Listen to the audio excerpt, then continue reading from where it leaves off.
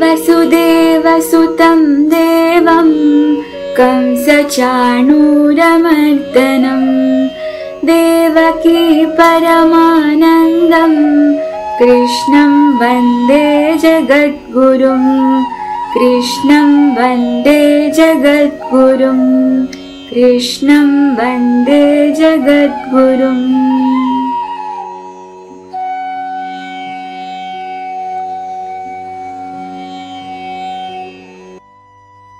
ప్రాచీన భారత భూమిలో పవిత్ర నదులు వెండి తంతుల్లా పచ్చని లోయల గుండా ప్రవహిస్తూ ఉండేవి. కానీ ప్రజలు భయంతో దుఃఖంతో జీవించేవారు. అధర్మం పెరిగి నిరపరాధుల కేకలు ఆకాశానికి వినిపించాయి. భూమాత తానే స్వరూపం ధరించి బ్రహ్మదేవుని వద్దకు వెళ్ళి తన బాధను విన్నపించింది. అప్పుడు పరమేశ్వరుడు శ్రీ మహావిష్ణువు అయిన అనంతశేషంపై విశ్రమిస్తూ భూమాతకు వాగ్దానం చేశాడు. నేను అవతరించి ధర్మాన్ని పునరుద్ధరిస్తాను, మన పిల్లలందరినీ రక్షిస్తాను. ఈ దివ్య వాగ్దానం ఈ భూమిపై నిత్యస్మరణీయమైన రాత్రిని తెచ్చింది. అదే శ్రీకృష్ణ జన్మాష్టమి. ఆనందం, ప్రేమ, రక్షణకు ప్రతీకైన కథకు ఇది ఒక ఆరంభం. మధురా నగరం ఒకప్పుడు ఆనందమయంగా ఉండేది. కానీ క్రూరుడు, అధర్మమూర్తి అయిన కంసుని పాలనలో భయానక స్థితికి చేరింది. తన చెల్లి దేవకిని యువరాజు వసుదేవుడికి వివాహం జరుపుతున్న రోజున ఆకాశంలో ఒక దివ్యవాణి గర్జించి ఒక శబ్దం వినిపించింది. ఓ కంసా, దేవకికి పుట్టే 8వ బిడ్డ నీకు వధకుడు అవుతాడు అని. ఈ వాక్యం విన్న కంసుడు ఉగ్రరూపం దాల్చి వెంటనే దేవకిని చంపాలనుకున్నాడు. కానీ వసుదేవుడు వేడుకొని పుట్టే ప్రతి బిడ్డను తనకు అప్పగిస్తానని మాటిచ్చాడు. కంసుడు అంగీకరించినా వారిద్దరినీ చీకటి జైల్లో నిర్బంధించాడు. అలా విధి కోసం నిరీక్షణ మొదలైంది.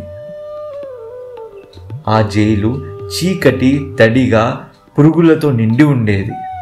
అయినప్పటికీ వసుదేవుడు, దేవకిల హృదయాలలో విశ్వాసం వెలిగేది. ఒక్కొక్క బిడ్డ పుట్టగానే కంసుడు భయంతో వారిని హతమారుస్తూనే ఉన్నాడు. మొదటి 6 బిడ్డలు చనిపోయారు. కానీ 7వ బిడ్డ అయిన బలరాముడు దివ్యశక్తి ద్వారా రోహిణి గర్భంలోకి తరలించబడ్డాడు. ఈ అద్భుతం వారిలో ఆశను రేకెత్తించింది. కానీ 8వ బిడ్డ పుట్టే రాత్రి కోసం ఎదురు చూసే ఉత్కంఠత పెరిగింది. శ్రావణ మాసం రానే వచ్చింది. అర్ధరాత్రి సమయానికి జైలులో ఒక అపూర్వ ప్రకాశం వ్యాపించింది. వసుదేవుని చేతులలోని సంకెళ్ళు తెగిపడ్డాయి. దేవకికి పుట్టిన బిడ్డ మేఘవర్ణం, పద్మనయనం, పీతాంబరం ధరించిన అందగాడు. 4 చేతులతో శంఖం, చక్రం, గద, పద్మం పట్టుకొని తాను శ్రీ మహావిష్ణువే అని తెలిపాడు. నన్ను గోకులంలో నంద యశోదల ఇంటికి తీసుకెళ్ళు, వారి కుమార్తెను నువ్వు తీసుకొని వచ్చి నా స్థానంలో ఉంచు అని వసుదేవునికి ఆజ్ఞాపించాడు. శిశువును ఒక బుట్టలో పెట్టి వసుదేవుడు జైలు ద్వారానికి చేరాడు. ఆశ్చర్యంగా తలుపులు తానే తెరుచుకున్నాయి. రక్షకులు నిద్రలో మునిగిపోయారు. బయట వర్షం ధారపోసి యమునా నది ఉప్పొంగుతూ ఉంది.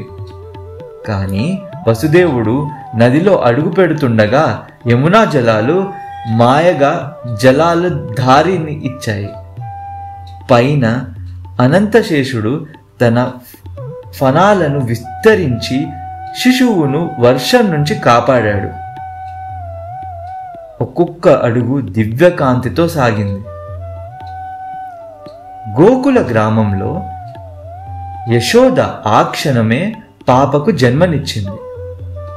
అలసటతో ఆమె నిద్రలో ఉండగా వసుదేవుడు కృష్ణుని ఆమె పక్కన ఉంచి అక్కడున్న పాపను తీసుకొని జైలుకి తిరిగి వచ్చాడు.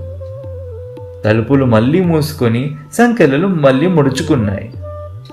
కంసుడు వచ్చి ఆ శిశువును చంపబోయే సమయానికి ఆమె అతని చేతుల నుండి తప్పించుకొని యోగమాయాదేవిగా ప్రత్యక్షమై, ఓ కంస, నీ వధకుడు ఇప్పటికే జన్మించాడు, నీకు అందని చోట ఉన్నాడు అని ప్రకటించింది. కంసుని భయం మరింత పెరిగింది. జైలు గోడల దూరంలో, చాలా దూరంలో యశోద కౌగిట్లో కృష్ణుని బాల్యం ప్రారంభమైంది. గోకులం మొత్తం అతని నవ్వులతో మారుమోగిపోయింది. ఆవులను వెంటాడటం, పిల్లలతో ఆడుకోవడం, వెన్నెలను దొంగలించడం, కుండలను పగలగొట్టడం, ఇవన్నీ అతని ఆటలే. గ్రామస్తులు యశోద దగ్గర ఫిర్యాదు చేసినా కృష్ణుని మోహాన్ని తట్టుకోలేక నవ్వుతూ ఉన్నారు. కంసుని గూఢాచారులు గోకులంలో ఒక ప్రత్యేక శిశువు ఉన్నాడని తెలుపగా కంసుడు రాక్షసులను పంపించాడు. మొదట పూతన అనే రాక్షసి అందమైన స్త్రీ వేషంలో విషపూరిత పాలు ఇవ్వబోయింది. కానీ కృష్ణుడు ఆమె ప్రాణాన్నే పీల్చేసి ఆమెకు విమోచనం ఇచ్చాడు. ఆ తరువాత తృణావర్తుడు, గాలివాన రాక్షసి ఆ శ్రీకృష్ణుని ఆకాశంలోకి తీసుకెళ్లాడు. కానీ కృష్ణుడు అతన్ని భూమికి పడగొట్టి సంహరించాడు. ప్రతి దాడి విఫలమైంది. పెరిగే కొద్దీ కృష్ణుడు గోకులం యొక్క రక్షకుడయ్యాడు. అరిష్టాసురుడు ఎద్దు రూపంలో గ్రామాన్ని భయభ్రాంతులకు గురి చేసినప్పుడు శ్రీకృష్ణుడు అతన్ని సంహరించాడు. ఒకసారి కంసుడు ఇంద్రుని కోపగించడంతో వర్షాలు విపరీతంగా కురిశాయి. అప్పుడు కృష్ణుడు చిన్న వేలు మీద గోవర్ధన పర్వతాన్ని లేపి 7 రోజుల పాటు గ్రామస్తులందరినీ రక్షించాడు. అప్పుడు కృష్ణుడు బోధించిన విషయం ఏమిటంటే, నిజమైన పూజ అనేది పరస్పరం కాపాడుకోవడం, ప్రకృతిని ప్రేమించడం మాత్రమే అని. కృష్ణుని ఖ్యాతి మధురకు చేరింది. కంసుడు అతన్ని, బలరాముణ్ణి పిలిచి యుద్ధ క్రీడల పేరిట పాశం వేశాడు. రాజమహల్ ప్రాంగణంలో వీరిద్దరూ బలమైన యోధులను ఓడించారు. చివరగా శ్రీకృష్ణుడు కంసుని సింహాసనం నుండి లాగి ఒక్క దెబ్బతో అతని జీవితాన్ని ముగించాడు. వాగ్దానం నెరవేరింది. మధురా నగరానికి విముక్తి పొందింది. శ్రీకృష్ణ జన్మాష్టమి కథ కేవలం దివ్య జననం గురించి మాత్రమే కాదు.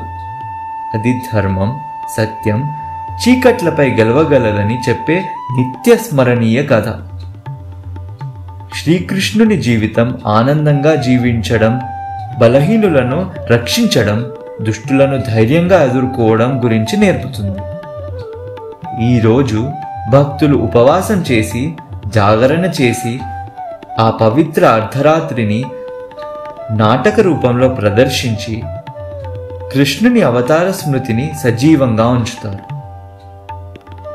హరి రామ హరి రామ, రామ రామ హరి హరి, హరే కృష్ణ కృష్ణ కృష్ణ హరి హరి. ఈ కథ మీలో కృష్ణుని పట్ల భక్తిని మరింత పెంచుతుందని భావిస్తూ సెలవు తీసుకుంటున్నాను. జై శ్రీకృష్ణ.